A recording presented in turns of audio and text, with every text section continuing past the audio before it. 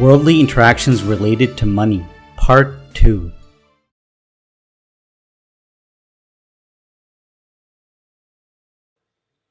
With regards to money and wealth, Dada has said so many beautiful things about it. There are 550 pages, and when considering each and every satsang, it means that there are short conversations that occurred during thousands of individual satsangs that have been combined together. We get the entire collection in the form of a single book. Furthermore, they are beautiful, established principles that are applicable to people at every level. Thousands of people have asked all sorts of questions like, how can wealth be made to last? How can it be carried to the next life? The established principles related to this are what Dada has uncovered. There is a very beautiful story of Dada's. Many people say, I'll give after I have received some money. I'll give after I have received some money. By saying this, one makes his way to the funeral pyre without being able to give anything. He is constantly gathering and saving. He says, let me have a little more, then I'll give some. In the midst of this process, he makes his way into the funeral pyre. He just can't give any donations. The actual rule is described by way of example. We are sitting in our homes with all of the doors and windows closed. There is a stuffy atmosphere inside. We take a peek outside and notice that there is some nice movement in the leaves and trees outside. We think there is a nice breeze outside. We may even open up a window. We still see that there is a nice breeze outside. So we stick our hand outside and feel the cool breeze. But that cool air is not coming into the home, so what should be done? The experienced one says, crack open the door that is over on that end, for cross-ventilation. Once the air starts leaving from there, then the air will start entering from here. A gust of air comes into the home. Similarly, money is the same way. Start by giving away just a little. For example, 1%. Let's say that we have 100 rupees. Then, would it be difficult to spend 5 rupees? You would say, that's not a big deal. What's the value of 5 rupees? Look, just spend 5% of the money coming from profits for religious activities or for the benefit of others. As soon as you start spending it, more starts to come. In a well, it works the same way. Just as you take the water out, more comes and fills in the deficit. By the next day, it is filled to the brim again. If a whole bunch is taken out again, then it'll become filled to the brim again. Many may even say, you are not to use the water from our well, it will become empty. Then that water starts to smell. Similarly, the law of money is exactly that. As you start to give, it will start to come. Otherwise, one personally sets a goal. I want to give 10%. The scriptures even say that 1/8 should be spent for God. Or else, one can donate 5% towards religious activities and give 5% for the benefit of others. Moreover, there are discussions of 10 to 12% in all of the scriptures. Actually, this is quite true. It is considered to be the seed for the next life, that however much you give for the benefit of others, that much will eventually benefit you. Dada used to say to the point that the biggest law of wealth is that one should stay sincere to 25 people in his life. If you stay sincere to each and every person, then you will not be at a loss for money. There is a reason for that. What is the meaning of sincerity? For example, how much does one save in order to manage his and his family's food and shelter-related expenses? This is because he considers them as his own, while he considers that person as being alien. He considers that person as being alien, and then thinks of how he can benefit from them, cheat them in some manner, or steal from them. How he can earn something by putting that person in a bad position. That is considered insincerity. Sincerity is like treating others as one's own, just like the left hand and the right hand are two extremities of the same body. If one interacts in money matters with each and every person with as much sincerity as he would with himself, then Goddess Lakshmi will naturally be pleased. But here, he is considering them as separate and alien, and then interacting with them. And then, his intellect, greed, intense greed, and the tendencies to acquire money that is not rightfully his will arise. If his intentions spoil, then even though he may be enjoying the wealth that he obtained as a result of merit karma from the past life, which will continue to come to him, but he will experience such an enormous loss that it will cause difficulty for him. That is why sincerity is just as important. For saints and monks, it has been given significant importance. A saint is a person that does not get involved in money matters. Yes, contempt is a danger as well. Abhorrence towards money means, I don't want it. There are some ascetics that have a contemptuous reaction to money and keep scoffing at it. That sort of contempt is considered very wrong. By having contempt, one binds obstacles for obtaining money for many lifetimes. Money is such that it is not to be used for one's own pleasure. Money comes from here. Many saints, a Sevarati group has come. What do they do as saints? If they receive 500,000 from here, then they immediately use it for others, for the peace and happiness of others. See, they don't use any of it for themselves. That is when they acquire the spiritual powers of a saint. They acquire the qualities of a saint. And people give them money in large amounts. Then they organize the accounts based on where the money is needed and let it flow there. They don't use it for themselves.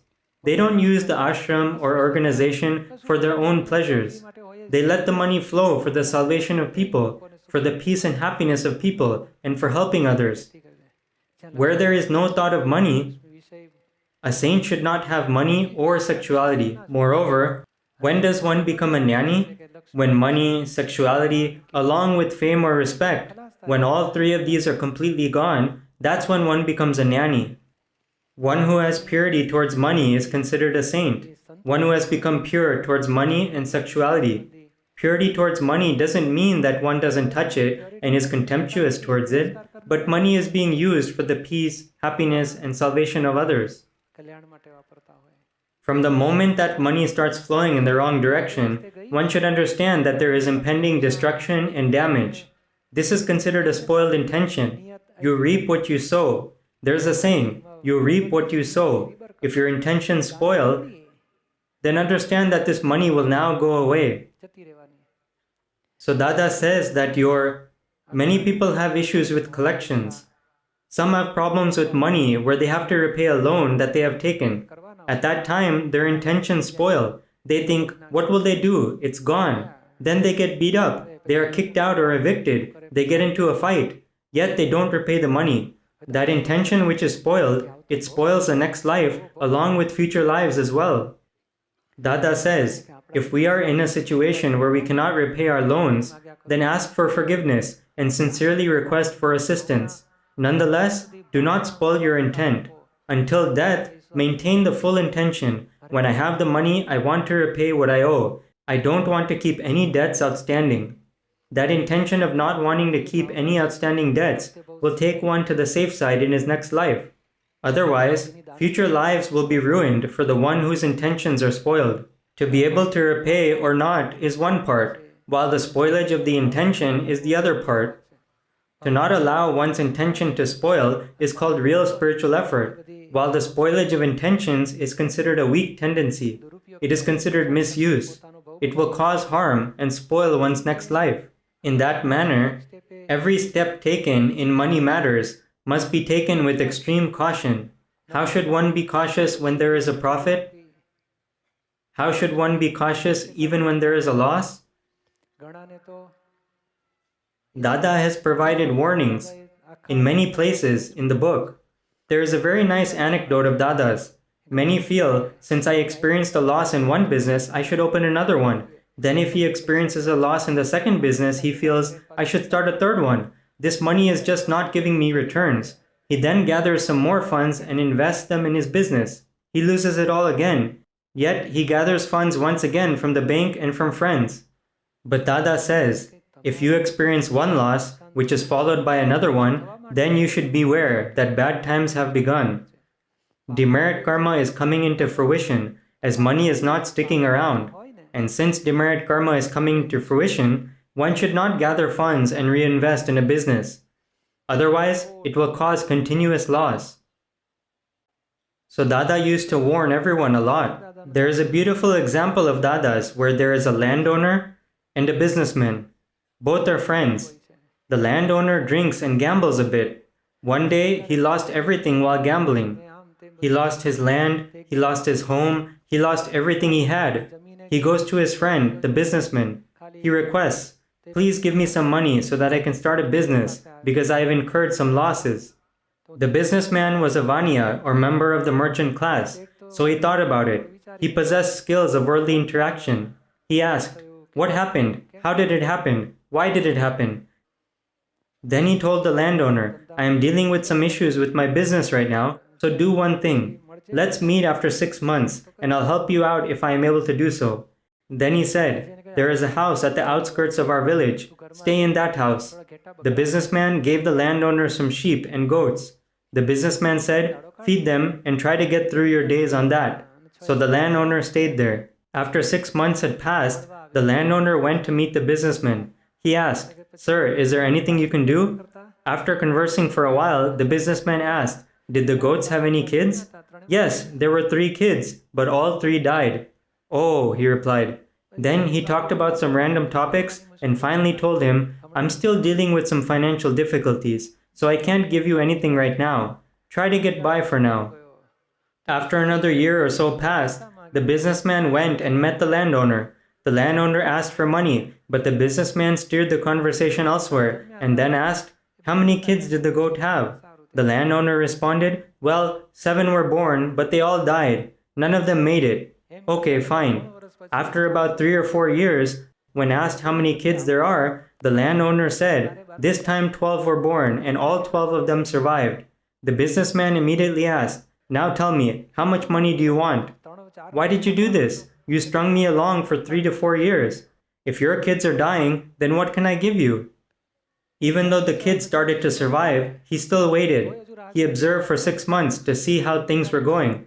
Now all of the kids are surviving, so now your bad times are coming to an end and good times are beginning. However much you take now, and no matter what you get involved in, things are going to flourish. One must understand bad times. During bad times, one should not try to gather funds. He should not shake down his friends and family or go to the bank to take a loan in order to invest in a business. Instead, he should get a job. Otherwise, just try to make ends meet. Internally, one should increase his virtuous internal state of being, his devotional worship, and satsang. Stop running around aimlessly. In actuality, wealth should come naturally. Just as you are getting ready to leave your business for the day and someone approaches and says, "I need that item," you tell him, "Go ahead and take it while I take care of this other thing." In that manner, wealth should increase in a natural and spontaneous manner. On the other hand, this guy puts in a ton of effort and gets rejected everywhere. One should understand that these are bad times. If wealth comes naturally, then it is considered to be the fruit of merit karma. It will last and provide peace when it comes naturally. And if we make extraordinary efforts and yet wealth goes away, then our debts will increase. By taking loans from banks and other people, it will cause us harm in the end. As such, these are the established principles of what one should do during the fruition of merit karma and demerit karma. If money is increasing a lot due to merit karma, then instead of hoarding it, it should be steered in other directions. It should be steered towards religious activities or towards donations that benefit others.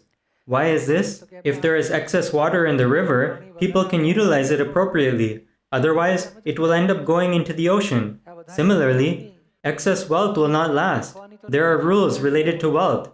Dada says, cash money lasts for 10 years. It will go away on the 11th year. It has a lifespan of 10 years. Gold and silver that you gather has a life of about 40 to 50 years. And this building or land that you acquired has a life of 80 to 100 years. Therefore, the businessmen of the olden days used to allocate their funds in this manner. They would split up the wealth into 4 parts. They would invest 25% in their business, 25% in gold, 25% in land, and 25% in the bank on interest. They give money to the bank and then collect the interest. If they have a loss of cash in their business, they don't touch the money from the other 3 allocations. They obtain a loan of a few thousand from elsewhere to invest in the business and then use the earnings to pay back that loan. They were very prudent in their work. In that manner, they were happy their entire life. These days, we put all our money. You will see in foreign countries, they proudly say, My property is now worth 2.5 million. Hey, there's no telling when the value will drop. When it does, your condition will be bad. Therefore, you have to keep some money as cash, some in jewelry, some in land, and some on interest. If one diversifies in various places, then he won't face hardship. There are many such beautiful laws described in this book. It is worth studying the interactions of money. Whoever is running a business where there are huge profits or huge losses that are causing difficulties and sufferings related to collections and debts, he should read this book without fail. It will provide guidance for his life. It will allow him to do religious worship, it will improve his life, and it will provide him the understanding of how to arrange money in his life. There are a lot of talks on this. Let us take some questions. We will get more clarity in the form of questions and answers. Rasila Ben, Ahmedabad. She is saying that Rasila Ben has a very large tuber of greed. What should be done about that? I can't let go of money. Please bless me so that I can be free from this tuber of greed. How much money is there? How much do you have? Jai Sachidanand. Do you have 30 million? No. Then how much? Around 3 million. No. Then how much? I am asking about this tuber of greed that I can get free from. No, but first tell us how much you have. What is considered greed? If one has 250 to 300 million and he can't part with any of it. We barely have 3,000 rupees and we think, what should I spend this on? So we can't part with it. What are we considering to be greed? And what is it from the Gnani's point of view? How much surplus do you really have? You don't have to say it if you don't want to, because if others find out then... Well, it certainly would not be with me. No, but if people find out how much you have, then they will come after you. So you can't say these things. That's correct. You will be scared of revealing too much. No, it's not like that. It's just that it would not be with me. If it's not with you, then what are you going to spend? Where is the need for greed? Poor greed will be miserable. Greed itself will be miserable. If you don't have anything, then what will you spend? Moreover, what will you hoard? Does your husband provide you with some money to spend? Yes. He does, doesn't he? Is it only what is required, or does he provide a bit extra? Only what is required. And he isn't giving less than your requirement, right? No. Then where is the greed for hoarding money? If I want to purchase something, or if I want to make a religious donation, I can't do it on my own. Then ask your husband, this is your money, can I donate it? Then he'll respond, yes, go ahead and give it. Then give it. But actually, this is our narrow-mindedness. Greed is different. We have narrow-mindedness for money, because when we don't have a lot to spare, we cannot spend it freely. That is our narrow-mindedness. The non-self complex has become narrow-minded. Are you able to understand that? Yes. Greed is a different thing. Greed is where one has a lot, but still has the tendencies to hoard. That is called greed. One has 2.5 million and he is still thinking, how can I obtain an additional 500,000? How can I get another 1 million? He tries to hoard. We barely have a little, so we have to spend very thriftily, don't we? If someone has to go to the doctor's office or if it is wasted, I can't tolerate that either. What? If someone goes to the doctor's office or if it is used in the wrong manner, then I'm not able to tolerate that. But that is not considered wrong. One goes to the doctor's office only if it is required. Yes. People only go when they are ill, right? Or do they go for no reason? No, they only go if they are sick. Then carefully understand the situation and then set things. Therefore, this is correct. What can really be considered greed? It is if we have a lot and we still cannot part with it. On the other hand, we don't have a lot and we cannot part with it. So we should keep some of it. You must have incurred a little bit of expense so that you could come to this satsang, right? Yes. Did you suffer internally at that time? Did you get the feeling, I don't want to go anymore? No. Then that is not called greed. A greedy person won't come to satsang. He'll say, who would spend 35 rupees? Otherwise, he'll skip his breakfast in the morning and say, I'll just eat a little in the evening. A greedy person is different. You are not greedy in the real sense of the word. In the 9 columns, when we offer salutations and ask for strength with Dada Bhagwan and Shiv Simandar as our witness, do we incur any faults? No. I end up saying Shiv at that time. There is no problem. I end up saying Shiv or Simandar Swami. All Gnanis are considered Lord Shiv, okay? Okay. Now, let me tell you what you have to do. Don't put any control on spending money for satsang. How is that? For example, if a friend of yours has come with you, then tell her, I will pay for both of our snacks. You can start small. We don't want to get into large expenditures, but start small. In this manner, the mind will become more generous. Does that make sense? Yes. And let's say that you have the option of taking a bus or a rickshaw when it is time to come to satsang. The bus may not show up for 30 minutes, 45 minutes, or even an hour. Because of the delayed bus, if it looks like you will reach satsang at 5 or 5:30 instead of 4, then go ahead and take a rickshaw, even if it costs 15 or 20 rupees extra. By spending for satsang, our tuber of greed will break. Did you understand? Yes. Don't go overboard. Just do little things. Gradually, your mind will become more generous. Jai Sachidanand. Dada is shown a different path for the one that has a tuber of greed. This is a general discussion. We are done talking about you. If a greedy person experiences a huge loss, a greedy person has two main gurus. First, a loss will break his tuber of greed. Otherwise, there is a con man. He may explain something in a convoluted manner such as, if you give me 70,000, it will turn into 140,000 in 3 days. How is that so? He gives a roundabout answer, and in all of that, the 70,000 are lost and the man also disappears. One that can cheat a greedy person is a con man. Otherwise, one experiences a loss. What sort of loss is experienced? If he has 30 million and he feels, I want to gather more, I'll put more in the stock market, I'll be able to add 2 million here and another 5 million here, I'll get more here. Then he experiences such a loss that he loses the original 30 million. He faces so much hardship that his stress levels go up. He is in such stress for 6 months or 12 months at a time that he feels, I did the wrong thing. I should not have tried to increase it. I made a mistake. Many people have a large business. They have one large shop. They make it bigger and bigger. They make a good profit from the business. Once they have excess profit, they invest in another shop. They purchase some additional land and build another shop. Otherwise, they rent some property nearby. They keep a different type of stock in that new shop. Then what happens is, he feels, I'm making this much profit here, so I'll make that much profit there. Then, instead of doubling his profits, they become half. The new shop suffers constant loss. The profits from here are constantly used over there. There is always a loss, never a profit. Nature deals these sorts of blows to greedy people. That's why we are always warning people, stay where you are, don't expand to a new shop. Whatever is earned here, save a little, donate some of it to God, and donate some of it for the salvation of others. But no, he is constantly thinking, what should I do now? I should set up another shop, another factory. He has one factory and builds another one.